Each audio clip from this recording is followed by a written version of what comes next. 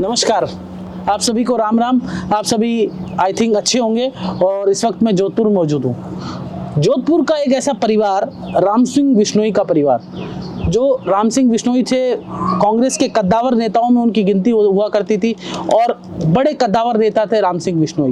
बिश्नोई परिवार का एक बड़ा इतिहास रहा है कि जोधपुर की राजनीति और जोधपुर के आसपास के इलाके की राजनीति वो बिश्नोई परिवार से चलती थी, यानी राम सिंह बिश्नोई के परिवार से चलती थी। उनके दोनों बेटे विधायक रहे हैं, एक बेटा विधायक रहा है मलकाई बिश्नोई, दूसरे बेटे विधायक रहे हैं। उनकी बेटी इंदिरा बिश्नोई जो कि चर्चित हैं, वो हमारे साथ है। इंदिरा जी, आजकल आप क्या कर रहे हैं? मैं देख रहा हूँ गौ सेवा कर रहे हैं आप। हाँ, मैं घर पे भी गायें रखती हूँ और मैंने घर पे भी बगीचा लगा रखा है, पेड़ पौधे लगा रखे हैं और फिलहाल मैं अभी पर्यावरण का कार्य कर रही हूँ, पेड़ पौधे लगाना और पक्षियों के लिए भी जगह जगह वो परिंदे लगाना और गौशाला जाके गायों की सेवा करना। अभी फिलहाल मैं इसी में बिजी हूँ। सारा दिन यही काम करते हैं? हाँ, सारा दिन मेरी ये घर का कार्य करके मैं गौशाला निकल जाती हूँ। पेड़ पौधे लगाने के लिए बीज वगैरह रखते हैं, जो खाली जगह होती है जैसे ये ओरण वगैरह, गौचर, वहाँ पे हम पेड़ पौधे लगाते हैं। इंदिरा जी, आप बहुत लंबे समय बाद इंटरव्यू दे रही हैं, कैसा लग रहा है आज? अच्छा ही लग रहा। नहीं मतलब इंटरव्यू बहुत लंबे बाद, समय कितने टाइम बाद इंटरव्यू दे रही हैं? हाँ, लगभग समझ लीजिए आप। वैसे तो इंटरव्यू होते ही थे, लेकिन 2011 के बाद ही समझो आप। अच्छा, इंटरव्यू आज पहली बार दे रही हैं आप। इंदिरा जी, उस दौर की राजनीति, आपके पिता कद्दावर नेता रहे हैं, और आज की राजनीति में क्या फर्क देखती हैं आप? देखो, उस दौर की राजनीति और इस दौर की राजनीति में रात और दिन का अंतर है।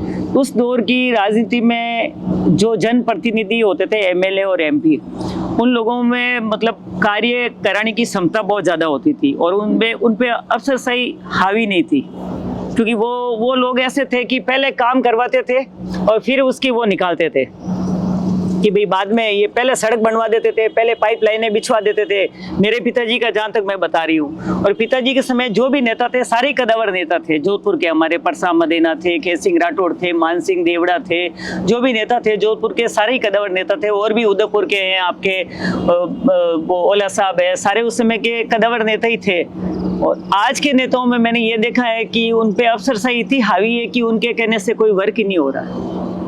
नेता दब चुके हैं, जबकि जनप्रतिनिधि में पावर होना चाहिए, क्योंकि जनता चुन के इसीलिए भेजती है वो हमारा वर्क करे। जब नेता ही उनका वर्क नहीं करेगा तो वो कार्यपालिका उनका वर्क क्यों करेगी? कार्यपालिका को क्या मतलब जनता से? उनका क्या लेना देना? वो तो अपने पढ़ के आए। मैंने सुना है कि एक बात सुनी है कि जब आपके पिताजी मंत्री हुआ करते थे तो इंदिरा भी फोन कर देती थी तो अफसर खड़े हो जाते थे, ये सही बात है क्या? हाँ, था, हम जनता के लिए करते थे, क्योंकि हमारा तो काम ही था कि भाई जनता हमको वोट देती है और जनता के प्रतिनिधि है, तो जनता का काम करना हमारा दायित्व था। अभी पॉलिटिकली आप एक्टिव नहीं है? नहीं, एक्टिव हूँ मैं, क्यों नहीं हूँ। राजनीतिक तौर पे कुछ? राजनीतिक तौर पे अपने परिवार के चुनाव थे तो मैंने पूरा प्रचार प्रसार किया ही था। मैंने कमान संभाली थी। परिवार में कौन कौन राजनीति कर रहा है? अभी परिवार में मेरा एक बड़े भाई मलकान सिंह जी का बेटा महेंद्र सिंह बिश्नोई है और छोटे भाई परशुराम जी का लड़का विक्रम सिंह उप जिला प्रमुख है। और आपके परिवार में अभी?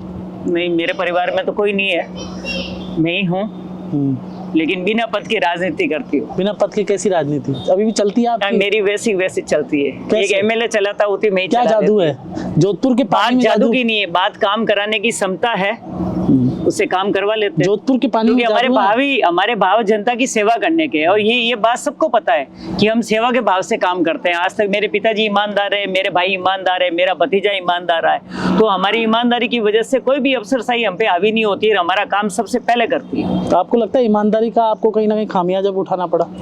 उठाना तो पड़ता ही है, राजनीति में तो हमेशा यही होता है। क्या होता है मतलब? राजनीति में तो सारी चीजें चलती है। अच्छा, मतलब उठा पटंग चलती है, भाई जिसका मौका आता है वो अगले को पटक देता है। साम दाम दंड भेद सारी नीतियाँ चलती है, तो हम यात्रा करके आए ही हैं। तो आप उस नीति में कहीं विफल रह गए या नीति के गोटियां स्पिट नहीं कर पाए सही? नहीं, देखो, हमारे घर में कभी गोटियों वाली राजनीति नहीं हुई। मेरे पिताजी ने एक राजा की राजनीति की, वो एक जनता के सच्चे प्रतिनिधि थे। उनके दिमाग में कभी गंदी राजनीति, पहले की राजनीति थी, कभी गंदी राजनीति नहीं थी। पहले जो लोग साथ भी देते थे तो खुल के देते थे। पहले जनता में भी यही था कि जिसका एक झंडा लग गया तो वो उसी का झंडा रहता था कि भाई मैंने अगले को जबान दे दी। आजकल आपका झंडा लगा दिया, उसका झंडा लगा दिया, थोड़ा जनता में भी वो हाव भाव वो हो गया।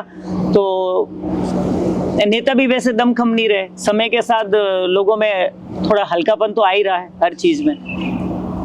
समय ही हल्का हो गया तो आप लोग क्या करें। आप आज के दौर में देख रही हैं कि बरसात कम हो रही है, आप पेड़ पौधे लगा रही हैं, लेकिन फिर भी बरसात अभी जुलाई का महीना देख रहा हूँ, बरसात ही नहीं हो रही। क्या वो तो सरकार को चाहिए। जब सांचौर में नर्मदा आ गई तो उसको राजस्थान में लिया है ना भाई। हमारे यहाँ सांसद थे, वो चाहते तो हमारे यहाँ पानी लिया थे, या अशोक गहलोत मुख्यमंत्री मांग करके वो पानी लिया। तो उनको पता है कि भाई जोधपुर तो पानी से पीड़ित है शुरू से ही। भाई ये तो रेगिस्तान है। जोधपुर जिला, जोधपुर संभाग पूरा ही शुरू से ही पानी से पीड़ित है। मेरे पिताजी ने तो बहुत स्कीमों पे काम किया, उन्हीं की बदौलत गांव-गांव सब लोग पानी पी रहे हैं। अशोक गहलोत जी जहाँ से चुनाव लड़ते हैं, महामंदिर जो इलाका है, मैं पिछली बार वहाँ आया था तो पानी की गर्मी में इतनी ज़बरदस्त किल्लत थी। क्या कारण है यहाँ पे पानी नहीं है? एक तो रेगिस्तानी इलाका तो है ही, क्या किसी ने प्रयास नहीं किया? आपके पिताजी भी रहे, आपके भाई भी रहे। नहीं, मेरे पिताजी ने तो प्रयास बहुत किया, और का मुझे नहीं पता। मेरे पिताजी ने तो प्रयास में कोई कमी नहीं रखी।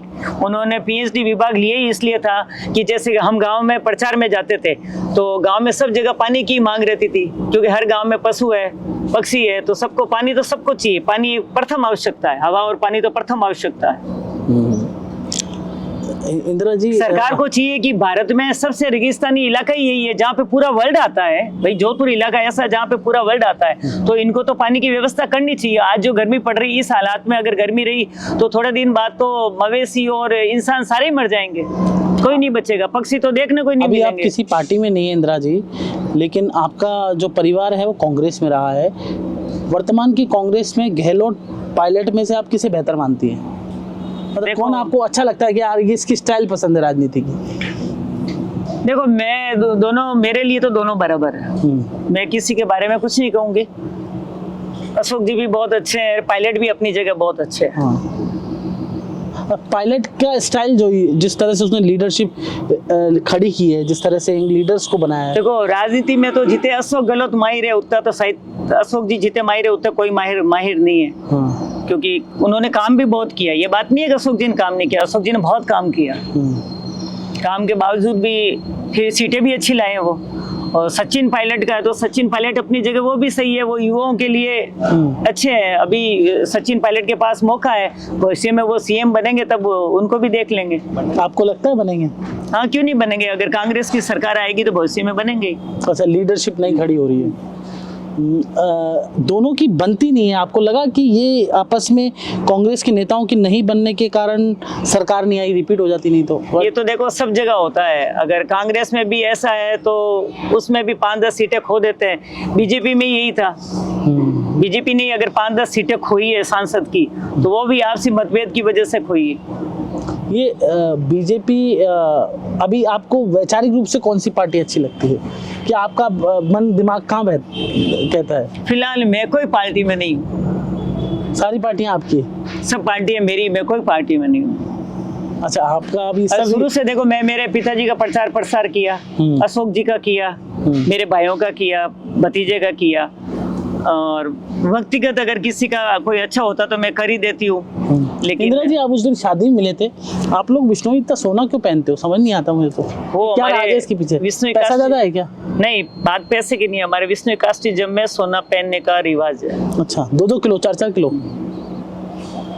ये कल्चर है ये आपका? ये हमारा कल्चर है। मतलब इसमें ऐसा क्या ट्रेडिशन कब से चला, क्या है इसका पीछे? ये शुरू से है ट्रेडिशन। मतलब सोना, और कोई गरीब व्यक्ति हो तो भी सोना देना पड़ेगा उसको शादी में? हाँ, लगभग पहन ही लेते हैं। अच्छा, आ ही जाता है, मामेरम आ जाता है, शादी ब्याह में दे देते हैं।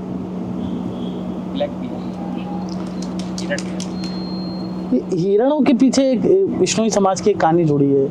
नहीं, देखो, विष्णु समाज हिरण के सारे जानवरों की रक्षा करता है, चाहे पक्षी हो, चाहे पशु हो, चाहे जंगली जानवर, वो सब की रक्षा करते हैं। आपको पता है खेजली में हमारा मेला बढ़ता है, तो खेजली में 363 पेड़ों के लिए चिपको आंदोलन अलग था और खेजली आंदोलन अलग है। उसमें 363 महिला और पुरुष ने अपना बलिदान दिया था, शीश कटवाया था।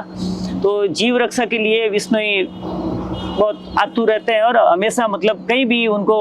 आपके कोई ऐसा वाक्य आप लड़ी हो, कभी पेड़ कट रहा हो, इंदिरा विश्नोई चली गई हो और पेड़ नहीं कटने दिया हो? देखो ऐसा हमारे मतलब हमारे इलाके में तो ऐसे पेड़ वगैरह कोई कटते नहीं है। अभी फिलहाल एक हुआ था जहाँ पे वो लगा था सोलर प्लांट, वहाँ पे हुआ था, तो मेरे भाई वगैरह चले जाते हैं, फिर मैंने जाना उचित नहीं समझा। मैं जा रही थी लेकिन मेरे ब्रदर चले गए तो मैं नहीं गई फिर। अच्छा, तो कहीं पेड़ कटेगा तो इंदिरा को कोई याद कर सकता है मतलब? हाँ, वो तो हमारे, मैं क्या, मेरी पूरी समाज भी इसके लिए हर लड़की अमृता बन के खड़ी होती है, हर औरत अमृता बन जाती है। तो अमृता देवी की कहानियाँ इतिहास में पढ़ाई जाए या राजस्थान में बच्चों को पढ़ाई जाए, इसको लेकर आप कोई प्रयास करने वाली हैं? देखो मैं आपको एक बात बताती हूँ कि ऐसी कम्युनिटी आपको वर्ल्ड में कहीं नहीं मिलेगी जो विश्नोई समाज है, जो पेड़ पौधों के लिए अपनी जान दे देते हैं। आप ही बताइए, कोई है? नहीं। और आज भी वर्तमान में भी उसी तरह वर्क कर रही है। कोई भी मतलब लोग, विश्नोई एरिया है वहाँ पे अगर हिरण, कोई अभी एक ताज़ा घटना बताऊँ मैं आपको, उसकी फोटो भी दे दूंगी, कि बारिश की वजह से, आंधी की वजह से कुत्ते पीछे पड़ गए थे, एक हिरण मर गया था। उस गांव में विश्नोई नहीं थे, जाट ही थे, तो उन्होंने फोन करके हमको बुलाया कि भाई आप ऐसा नहीं कल बोल दो भाई हमने मार दिया। तो वो उन्होंने हमारे हाथों से दाह संस्कार करवाया। मैं यहाँ से जाके मैं हिरण का दाह संस्कार करके आई, मैं आपको फोटो दे दूंगी अभी। तो वो लोग डरते हैं, विश्नोई से इतने डरते हैं कि भाई किसी जीव की हत्या कर दी तो विश्नोई कल खड़े होकर हमको मार देंगे। तो ये एक बहुत बड़ी बात है। इंदिरा जी, अभी बजट आया राजस्थान का, ऊंट के लेकर अनुदान देने की घोषणा की राजस्थान सरकार। क्या आपको लगता है कि हिरण को संरक्षण को लेकर भी राजस्थान सरकार को और ज्यादा काम करना चाहिए? नहीं, उनको करना चाहिए। जैसे खेजली मेला है, हाँ। तो इनको यहाँ पे बजट तो पहले खूब दिया था खेजली मेले में। हाँ। घोषणा तो खूब होती है, हाँ। लेकिन दिया कुछ नहीं। घोषणा होने से क्या होता है, इनको एक वर्ल्ड का सेंटर बनाना चाहिए। इसको वर्ल्ड का एक ऐसा सेंटर बनाना चाहिए कि पूरे वर्ल्ड के लोग इस चीज को यहाँ देखने के लिए आए कि कोई ऐसी समाज है जो पेड़ों के लिए अपनी जान दे देती है, जानवरों के लिए अपनी जान दे देती है। वही विश्नोई देखता नहीं है। अगर 10 शिकारी है और अकेला विश्नोई है तो वो लड़ पड़ेगा, कूद जाएगा। वो ये नहीं देखेगा कि भाई ये 10 लोग मुझे मार सकते हैं, कोई नहीं देखेगा। अगर कहीं भी ऐसे होता है, हम भी खड़े हैं तो हम कूद जाएंगे उस समय उसको बचाने के लिए, वृक्ष को बचाने के लिए। वृक्ष हो चाहे कोई भी जानवर हो, पशु पक्षी हो। इंदिरा जी, एक कॉन्ट्राडिक्शन बड़ा है कि मतलब आप कह रही हैं आपके समाज खेजड़ी की वृक्ष की पूजा करता है, राइट? हाँ, वृक्षों की पूजा करता है। हम तुलसी, खेजड़ी को एज ए तुलसी आप लोग पूजा करते हैं खेजड़ी के वृक्ष की, तो आप प्रकृति पूजक है एक तरह से। आप प्रकृति की पूजा करते हैं। हमारे गुरु जम्बेश्वर भगवान ने हमारे जो 29 धर्म बताए थे शुरू से, तो आज पर्यावरण में जो गर्मी हो रही है, तो उन्होंने उस समय कहा था पेड़ पौधे लगाने के लिए कि भाई पेड़ों की रक्षा करो, पेड़ मत काटो। उन्होंने तो छांगने के लिए भी मना किया हुआ है कि किसी पेड़ की डाली पत्ते भी मत तोड़ो। तो आज देख लो पर्यावरण के पीछे लोग कितने भुगत रहे हैं, कितनी गर्मी हो रही है। अगर पेड़ होते इतनी गर्मी थोड़ी हो। एक तरफ आप पर्यावरण की रक्षा कर रही हैं और आदिवासियों का एक बड़ा विवाद चल रहा है। आदिवासी भी कह रहे हैं कि हम पर्यावरण को मानते हैं, हम जीव की रक्षा करते हैं, गाय की पूजा करते हैं, प्रकृति की पूजा करते हैं, लेकिन हम हिंदू नहीं हैं। तो हिंदू धर्म में ही तो पूजा करते हैं सब लोग, ये सब चीज़ें। तो आप किस तरह से देखते हैं कि आदिवासी हिंदू है या नहीं है? क्योंकि पूजा तो वही, पूजा पद्धति तो आदिवासी तो हिंदू ही है। हिंदू क्यों नहीं, आदिवासी तो हिंदू ही है। आदिवासी हिंदू है, आप मान रही हैं? एक्चुअली मैं कल रामकेश मीणा से बात कर रहा था, वो ये कह रहे थे कि आदिवासी सनातनी हैं, हम गाय की पूजा करते हैं, हम प्रकृति की पूजा करते हैं। और इधर तो सनातनी और हिंदू के अलग अलग है क्या? हाँ, अब देखिए, अब इधर बीजेपी के विधायक हैं जो राजकुमार राउत, वो कह रहे हैं हम हिंदू नहीं है, हमारा अधिनियम अलग है, हमारा विवाह अधिनियम अलग है। इस तरह की बातें कह रहे हैं कि मैं हिंदू नहीं हूँ। राजकुमार कह रहे हैं, राजकुमार राउत, कि मैं हिंदू नहीं हूँ। मैं उनके बारे में तो क्या बोलूं, लेकिन हिंदू तो है ही है। आदिवासी कौन से, वो कौन सी कौम हो सकते हैं? हिंदू नहीं है तो कौन से? वो कोई क्रिश्चियन है, वो कोई मोमडन है। भारत का तो अगर मुसलमान भी है तो वो भी मेरे ख्याल से तो भारत के पर्यावरण की रक्षा करता होगा। मेरी नज़रों में तो मुझे अभी ऐसे लोग नहीं मिले, लेकिन हिंदू तो सारे ही करते हैं। मैं मेरी कम्युनिटी की बात करती हूँ कि मेरी कम्युनिटी तो इस चीज़ के लिए, मतलब हमारे तो भाव ही यही रहते हैं कि कब बारिश हो, कब। हम तो क्या करते हैं, गांव में हमारे जितनी भी ओरण होती है, गौचर होती है, तो हमने पहले से ही खड्डे खोद के तैयार रखे हैं। एक बात बताइए इंदिरा जी, ये कास्ट की राजनीति भी बहुत हावी हो गई है। और देखो चुनाव आएंगे तब कास्टिज्म ही होगा। नहीं, अभी वो एक हरीश चौधरी विधायक है, वो कह रहे हैं कि जाट राजपूतों का बजट बता दिया इसको और ठाकुरों का, आप बताइए। और रविंद्र भाटी उसका विरोध कर रहे हैं। मतलब इस तरह की जो कास्ट की पॉलिटिक्स, इतनी गंदी पॉलिटिक्स मैंने आज तक नहीं देखी। आप जब राजनीति करती थी और आज भी आप एक्टिव हैं। देखो अब जो आजकल की जो वर्तमान राजनीति हो गई है वो वास्तव में एक सीमेंट टाइप की हो गई। मतलब किसी के दबाव से राजनीति हो रही है तो भी पता नहीं कोई दबाव की वजह से। पहले की राजनीति तो ऐसी नहीं थी कि भाई एक समाज के लिए दबाव की राजनीति होगी, भाई राजपूत समाज ने ये कह दिया दिया हो या जाट समाज ने ये कह दिया दिया हो या विष्णु समाज ने कह दिया दिया हो। पहले इस टाइप की राजनीति नहीं थी। पहले मतलब आपका मतलब है सब मिलके रहते थे, पूरा हिंदू समाज मिलके ही रहता था। अब ये होने लगी राजनीति की जाट है, बिश्नोई है, ये राजपूत है। देखो वोटों के समय तो ऐसा होता है कि सब अपनी अपनी जाति को वोट देते हैं। कुछ 25% लोग नहीं देते हैं, 75% ये एकटे हो जाते हैं। कोई भी जाति हो, चाहे ब्राह्मण खड़ा होगा तो ब्राह्मण स्वाभाविक उसको देगा, जाट खड़ा होगा तो जाट जाट को देगा, विष्णु खड़ा होगा तो विष्णु विष्णु को देगा। ये तो है, कास्टिज्म तो है, नो डाउट। होना चाहिए कास्टिज्म? नहीं होना चाहिए। मैं तो कहती हूँ टिकट क्रॉस देने चाहिए कि जहाँ विष्णु ही है वहाँ अलग कौम को दे दिया, जहाँ दूसरी कौम है वहाँ अलग को दे दिया, ऐसे देने चाहिए। आपको किसी पार्टी का अध्यक्ष बना दो तो आप ऐसे कर देंगे? हाँ, मैं तो पूरी राजनीति चेंज कर दूँ। कैसे चेंज करेंगे? वो तो कुर्सी पे बिठा के देखो। इंदिरा जी बात अभी भी आप उसी अंदाज में है कि कुर्सी पे बिठा के तो देखो। हम जिस अंदाज में जिए वैसे ही रहेंगे। अंदाज कभी चेंज थोड़ी होगा। कुर्सी पे बैठाना पड़ेगा उसके लिए आपको, राजनीति चेंज। बिना कुर्सी तो आपके पिताजी चुनाव लड़ते थे तो वो सीट विष्णोई की थी, विष्णोई कास्ट थे और भी? नहीं, हमारे विष्णोई कास्ट के वोट शुरू से ही वोट वो कम थे। हमारे यहाँ सारी जाति है, 36 सी कौम पापा को वोट देती थी और मेरे पिताजी ये कास्टिज्म वगैरह बिलीव नहीं करते थे। वो 36 सी कौम का काम। आप चुनाव लड़ेंगे इंदिरा जी? देखो अगर कोई भी पार्टी ने मौका दिया तो क्यों नहीं लड़ूं। लॉन्चिंग कब हो रही है आपकी? आपकी लॉन्चिंग होगी? मैं तो 24 आवर्स एक्टिव ही हूँ। 24 आवर लॉन्च चाहिए तो इनका कहना। विधानसभा सीट कौन सी? विधानसभा सीट तो अब देखो अभी डिसाइड कोई भी दे दे। इनके तो मैं तो ये आसपास चाहती हूँ कि मुझे ऐसी विधानसभा सीट दे जो कहीं भी भारत के किसी कोने में दे दे। काम करना मुझे तो जनता के लिए काम करना है इनको। तो भारत के किसी भी कोने से चुनाव लड़ा दो, इंदिरा विश्नोई चुनाव लड़ने के लिए तैयार है। एक IPS अधिकारी हैं जो गुलाब जी कटारिया के साथ बंद हुए थे, उनसे मैं इंटरव्यू ले रहा था। उन्होंने मुझे कहा कि जब मैं जेल के अंदर था तो मैंने बहुत कुछ सीखा अपने जीवन में, धैर्य, परिश्रम और पेशेंस। तो आपको कुछ जीवन में सीखने को मिला?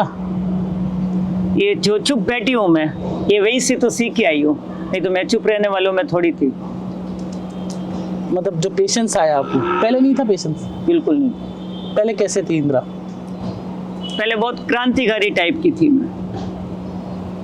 तो अब क्रांति डर के मारे डरी? नहीं, बात डरने की नहीं, बात वो समय चेंज हो गया, वो हमारा युग ही चेंज हो गया। तो अब क्रांति करने वाला युग नहीं है? मतलब क्रांति करने वाला युग तो है, लेकिन ये मतलब क्रांति नजर नहीं आ रही है। जो जनप्रतिनिधि है उनमें कहीं कोई क्रांति मुझे नजर नहीं आ रही है। तो आपको कभी-कभी जो जैसे जनता जिस जोश से उनको जीताती है, उस जोश से वो जनता का काम नहीं कर पाता है।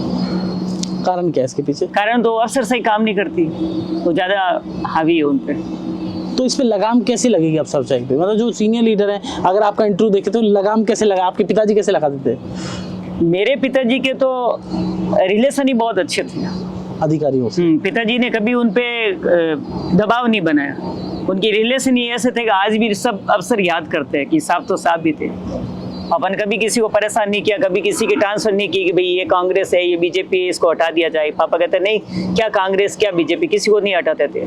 अब आपको लगता है कि कांग्रेस बीजेपी होने लग गया अधिकारियों को ट्रांसफर में? कांग्रेस, मैं ऐसी छोटी और दखियानी राजनीति कभी नहीं करती हूँ कि ये कांग्रेस है ये बीजेपी है। जब जनता जीता के किसी प्रतिनिधि को भेजती है तो जीतने के बाद उस प्रतिनिधि को सबका वर्क करना चाहिए। उसके लिए न कांग्रेस है न बीजेपी है। वो सारी जनता का, उस एरिया की सारी जनता का प्रति। मेरे पिताजी तो एक लूनी विधानसभा से जीतते थे, लेकिन वर्ग वो तो पूरे भारत में कहीं से कोई भी व्यक्ति उनसे काम कराने के लिए आ जाता, सबका करते थे। 4-4 विधानसभाओं का तो करते ही थे। वसुंधरा जी आई थी तो गहलोत जी की स्कीम बंद हो जाती है, गहलोत जी आ जाते हैं तो वसुंधरा जी की स्कीम बंद हो जाती है। अभी चिरंजीवी का नाम चेंज हो गया, उससे पहले जितनी ये गलत है। सरकार को जो ये स्कीमें लागू करते हैं तो उनको बंद नहीं करनी चाहिए। मतलब अच्छा बीजेपी आती तो बीजेपी अशोक जी ने जो चिरंजीवी योजना की थी उससे जनता को बहुत फायदा पहुंचा। तो चिरंजीवी को एज इट इज रखना चाहिए। जो अच्छी योजना है उनको एज इट इज रखनी चाहिए। सरकार को अपनी योजना के अंदर शामिल कर लेना चाहिए वापस। इंदिरा जी, वर्तमान स्थिति में राजनीति का रोल मॉडल आप किसे देखती हैं? मतलब आपका लीडर कौन है? आप किसे अच्छा लगता है आपको सुनना? मुझे मोदी जी सबसे अच्छे लगते हैं। वाई, क्यों? मोदी जी इसलिए अच्छे लगते हैं कि उन्होंने भारत का बहुत मान सम्मान बढ़ाया है विश्व स्तर पे, और भविष्य में वो भारत को विश्व स्तर पे विश्व गुरु बनने का मतलब अवसर मिलेगा भारत को, मोदी के कारण। मोदी की वजह। ऐसा क्यों? वो मोदी जी में वो क्वालिटी है, उनमें एक वो जुनून है उनका राजनीति का। वैसे तो वो निष्पक्ष राजनीति करते हैं, लेकिन वो एक ऊपर बैठे हैं, अब नीचे क्या हो रहा है हर चीज उनको पता थोड़ी होती है। मतलब आपका कहने का मतलब ईमानदार है वो? हाँ, वो ईमानदार है, अच्छे इंसान हैं, लेकिन फिर भी उनकी जैसे आज उनको वो 400 पार चाह रहे थे तो वो यहाँ आके क्यों अटके? तो उनके भी सरकार में आपस में मतभेद की वजह से आपस में लोगों की बातें सही उनके पास सही बात नहीं पहुंच पाती है, सही आदमी उनके पास नहीं फीडबैक सिस्टम, उनका जो उनको बात बताई जाती है वो सही नहीं हो। भारत आज आप मोदी जी से मिलना चाहेंगे? हाँ, क्यों नहीं, कभी कोशिश की? सोचा तो है, मैं मिलूंगी। प्रधानमंत्री नरेंद्र मोदी को कोई संदेश देना चाहती हैं? हाँ, मैं मिलके उनको संदेश देना चाहती हूँ कि जैसे हमारी विष्णु कम्युनिटी है वो एक पर्यावरण के लिए वर्क कर रही है, तो वो उनको बहुत ज़्यादा तवज्जो दे, और ऐसा हमारे यहाँ पे ऐसा एक वो पर्यावरण का बनाया जाए, कि उसी के लिए भी मैं बात करना चाहती हूँ। और दूसरा कुछ और भी कई बातें हैं जो मैं उनको बताना चाहती हूँ कि क्योंकि ऐसा नेता फिर भारत को मिले या ना मिले, अच्छा, तो मैं चाहती हूँ कि उनके हाथों से ऐसे कुछ काम है जो उनसे करवा दिए जाए। मेरी इच्छा बहुत है, मैं जल्दी मिलने की कोशिश कर रही हूँ उनसे। इंदिरा जी, वैभव गहलोत जालोर सुरई से चुनाव लड़े, हार का मुंह का सामना करना पड़ा, हार देखनी पड़ी, इस पर आपका क्या कहना है? अगर अशोक जी अपने बेटे को जालोर नहीं ले जाते और जोधपुर में डट के रहते तो इस बार वो चुनाव जीत जाते। ऐसा परिस्थितियाँ थी? ऐसी थी परिस्थितियाँ, लेकिन वो पहले से ही उन्होंने मानस ही ऐसा ही बना लिया कि यहाँ से चुनाव नहीं लड़ना। वहाँ फिर स्थानीय लोगों ने एक मुद्दा भी बना लिया कि भारी है जालोर सुरई में। वो बनाया तो गलत है, वैसे तो वो बनाया तो गलत है, क्योंकि अशोक गहलोत ने जितनी भी योजनाएं बनाई तो पूरे राजस्थान के लिए बनाई थी, कोई अपने एक जोधपुर के लिए सीमित थोड़ी बनाई थी। वो तो लोगों की सोच अगर ऐसी थी तो गलत थी। तो ये थी इंदिरा बिश्नोई, जिन्होंने खास बातचीत की, जिनका साफ तौर पे कहना था कि राजनीति ऐसी होनी चाहिए कि सरकारें कोई भी हो लेकिन जनता के हित में काम करना चाहिए। विचार सरकार सब चलती रहती है, लेकिन जनप्रतिनिधि जो है वो पावरफुल होना चाहिए, अधिकारी राज जो है वो अच्छा नहीं है, और जनता की सेवा हमेशा करनी चाहिए। जितने एक बात ये भी है कि टिकट देते समय, जब टिकट देते हैं उस समय जो टिकट देने वाला होता है, जो भी पार्टी टिकट देती है, पार्टी होती है, तो पार्टी को ये देखना चाहिए कि हम जिस प्रतिनिधि को टिकट दे रहे हैं, जिसको हम एमएलए एमपी बना रहे हैं, तो उसको देखना चाहिए कि वो काम करने लायक है या नहीं है। अच्छा, मतलब आपका मतलब है कुछ उठा के किसी को भी टिकट दे देते हैं? सेटिंग के आधार पर टिकट? सेटिंग के आधार पर भी टिकट होता है, ये गलत है। टिकट कैसा होना चाहिए? मेरिट के आधार पर जो जनप्रतिनिधि भाई वो जैसे वो रायशुमारी कराते हैं, लोगों से पहले सारा पता करवाते हैं भाई किसको देना चाहिए, कई बार गलत टिकट दे देते हैं। सर्वे के आधार पर टिकट? सर्वे के आधार। अब राजस्थान में मतलब अदर पार्टी कभी खड़ी नहीं हो रही, क्या चक्कर है? जैसे एक हनुमान बेनीवाल जरूर, राजस्थान के अंदर कांग्रेस और बीजेपी का ही माहौल है, न तो आप पार्टी का है न दूसरी। हनुमान बेनीवाल ने जरूर कोशिश की थी। हाँ, हनुमान बेनीवाल ने कोशिश की तो वो अपने एरिया तक सीमित रहे, वो एक जातिगत सीमित रहे। तो हनुमान बेनीवाल आपको लगता है कास्ट के लीडर है? तो लीडर तो वो अच्छे हैं, हाँ। नो डाउट लीडर तो वो अच्छे हैं, बोल्ड है, हाँ। काम कराने की ताकत है उनमें, हाँ। लेकिन फिर भी वो अपना एक नागौर जिला उन्हीं का ही एक जाटों का एरिया है, हाँ। तो ज़्यादातर तो ये थी हमारे साथ इंदिरा विश्नोई जिन्होंने खास बातचीत की। जितेश जेठमलानी, जयपुर, राजस्थान।